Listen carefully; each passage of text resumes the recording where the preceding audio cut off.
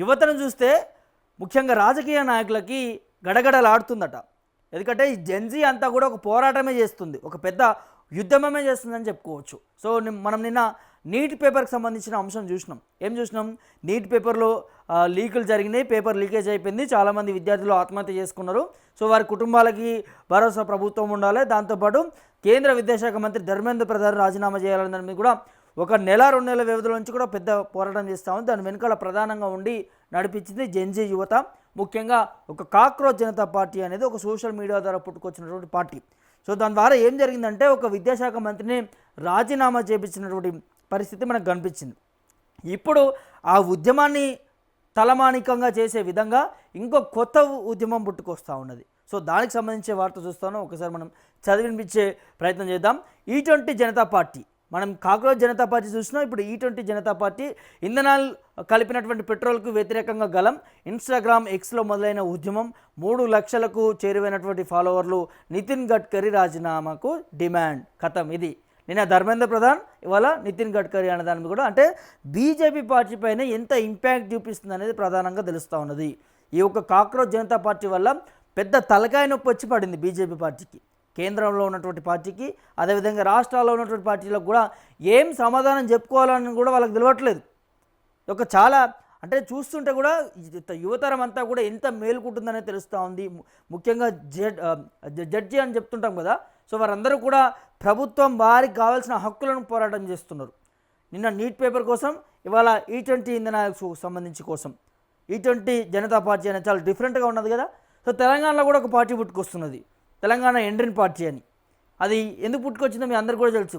ముఖ్యంగా నిరుద్యోగులకు తెలుసు వారే ఈ పార్టీ పెడుతున్నారట. ఎందుకు అని అంటే ముఖ్యమంత్రి రేవంత్ రెడ్డి ఎండ్రిన్ దాగి చచ్చినా కూడా ఉద్యోగాలు ఇయ్యను అని చెప్పిండు. అంటే ఈ ఉద్యోగాలు ఇస్తామని చెప్పి మాట్లాడినటువంటి నేపథ్యం ఉన్నది కదా. సో దాని మీద ఇవాళ ఇంద్రనాయక్ లాంటి కొంతమంది లీడర్లు ఈ తెలంగాణ ఎండ్రిన్ పార్టీ అనేది పెడుతున్నారు. సో ఎంత అంటే గమ్మత్తుగా తయారవుతున్నాయి రాజకీయాలు అనేది. అంటే గమ్మత్ అని కూడా చెప్పలేము ఇక్కడ, మనం వాళ్ళని కించపరిచే విధంగా మాట్లాడొద్దు. ఎందుకంటే వారికి జరుగుతున్నటువంటి అన్యాయం మీద, వారు ఎదుర్కొంటున్న సమస్యల మీద మరి పోరాటం చేస్తున్నారు. మరి ఎందుకు ఈ పోరాటం చేస్తున్నారు, ఎందుకు ఇంత దారుణానికి తీసుకొస్తున్న పరిస్థితి ఎందుకు కనిపిస్తుందనంటే ప్రభుత్వ నిర్లక్ష్యం, అధికారుల నిర్లక్ష్యం, ఎమ్మెల్యేల నిర్లక్ష్యం, మంత్రుల నిర్లక్ష్యం, ముఖ్యమంత్రి నిర్లక్ష్యమే స్పష్టంగా కనిపిస్తున్నది. రాష్ట్ర ప్రభుత్వాలు కానీ కేంద్ర ప్రభుత్వాలు కానీ ఏ ప్రభుత్వమైనా కూడా గిట్లనే నడుస్తున్నది.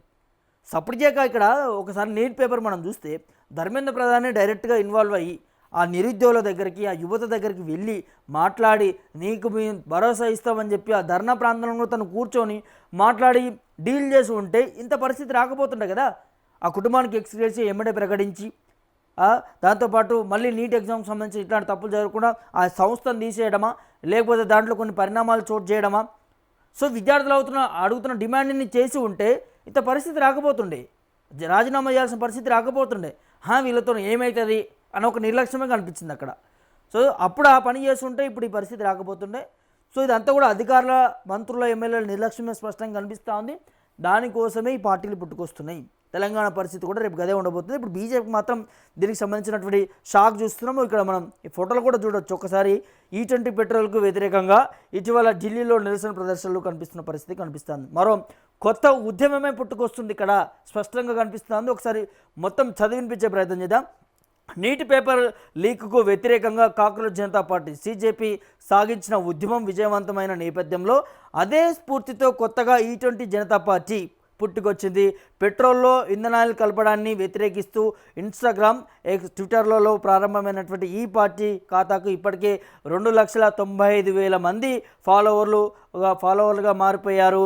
ప్రస్తుతం దేశంలో 20% కలిపినటువంటి పెట్రోల్ ఈ20ను విక్రయిస్తున్నారు. దీనివల్ల మైలేజ్ తగ్గిపోతుంది, ఇంజన్ ఆయిల్లో సమస్యలు వస్తున్నాయి అనేది వాహనదారులు గగ్గోలు పెడుతుండడం తెలిసిందే.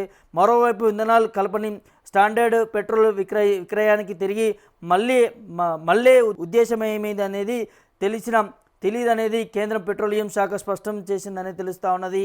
ఈ20 పెట్రోల్తో వాహనాలు దెబ్బతింటున్నాయనడం ఒట్టి ఆరోపణలేనని పేర్కొంది. కానీ మైలేజ్ 5% వరకు కూడా తగ్గుతుందనేది తెలిపింది. అయినప్పటికీ కూడా ఈ20తో ఇంజన్ విడి భాగాలు దెబ్బతింటున్నాయన్న ఆరోపణలు కొనసాగుతూనే ఉన్నాయి. ఈ నేపథ్యంలో 100% అచ్చమైనటువంటి పెట్రోల్ను కూడా బంకులలో అందుబాటులోకి ఉండాలని నచ్చిన ఇంధనాన్ని ఎంపిక చేసుకునే స్వేచ్ఛ వాహనదారులకు ఉండాలనేది ఈ20 జనతా పార్టీ డిమాండ్ చేస్తున్నది. ఈ20 పెట్రోల్ను గట్టిగా సమర్థిస్తున్నటువంటి కేంద్ర రవాణా మంత్రి ఎవరైతే ఉన్నారో సో నితిన్ గడ్కరీని తన పదవికి రాజీనామా చేయాలనేది కోరుతుంది.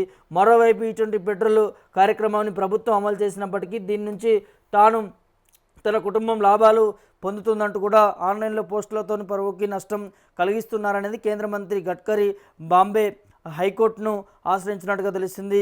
ఇందుకు సంబంధించినటువంటి నాగపూర్ పోలీసులు నలుగురు సోషల్ మీడియా ఇన్ఫ్లుయెన్సర్లపైన కూడా 2 వారాల క్రితం కూడా కేసు నమోదు చేసిన పరిస్థితి కనిపించింది. సో ఇది వరల్గా ఈ20 సమస్య పైన కూడా వారంతా పోరాటం చేస్తున్నారు. ఈ 20% ఏదైతే ఉన్నదో దీన్ని కలపకూడదు, దీనివల్ల బండి ఇంజన్ ఖరాబ్ అవుతున్నది, దాంతోపాటు ఈ మైలేజీలు కూడా రావట్లేదు అనే దాన్ని కూడా అనేక దఫలాలుగా వీరందరూ కూడా పోరాటం చేసిన పరిస్థితి కనిపిస్తూ ఉంది. సో నిన్న కాక్రోచ్ జనతా పార్టీ స్ఫూర్తితోనే ఇవాళ ఈ20 జనతా పార్టీ అనేది పుట్టుకొచ్చింది.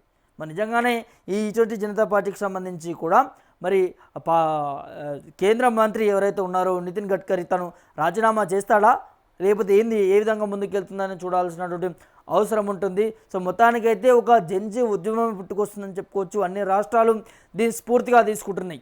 అన్ని రాష్ట్రాలు దీన్ని స్ఫూర్తిగా తీసుకొని ఒక పోరాటం ఉద్యమమే చేస్తూ ఉన్నది. సో మనం కాక్రోచ్ జనతా పార్టీ పుట్టిన నేపథ్యం చూస్తున్నాం. ఇప్పుడు ఈ ఈ20 జనతా పార్టీ పుట్టుకొస్తున్నటువంటి నేపథ్యం కూడా చూస్తున్నాం. తెలంగాణలో తెలంగాణ ఇంటర్ పార్టీ అనే దాన్ని కూడా అది కూడా పుట్టుకొస్తున్నటువంటి నేపథ్యం కూడా చూస్తున్నాం. సో ఇట్లా ఏదైతే సమస్య ఉన్నదో ఎవరైతే కించపరుస్తూ మాట్లాడిరో ఆ అంశాన్ని తీసుకొని ఒక పార్టీ పేరుగా తీసుకొని సోషల్ మీడియాలో ఒక ప్లాట్ఫామ్ని ఏర్పాటు చేసుకొని ఫాలోవర్లను పెంచుకొని ఇవాళ ఒక ఉద్యమమే చేస్తున్నటువంటి పరిస్థితి కనిపిస్తూ ఉంది. సో మరి ఈ వీడియో చూస్తున్నటువంటి మీరందరూ కూడా ఈ అంశానికి సంబంధించి ఏమనుకుంటున్నారు, మీ అభిప్రాయాలు ఏంటి? రాష్ట్ర ప్రభుత్వం కేంద్ర ప్రభుత్వాల మీద ఈ విధంగా కొత్త పార్టీలు చాలా డిఫరెంట్గా పుట్టుకొస్తున్నటువంటి వైనం కనిపిస్తూ ఉంది కాబట్టి సో దీని మీద మీ అభిప్రాయాలు ఏంటి అనేది కామెంట్ రూపంలో తెలియజేయండి.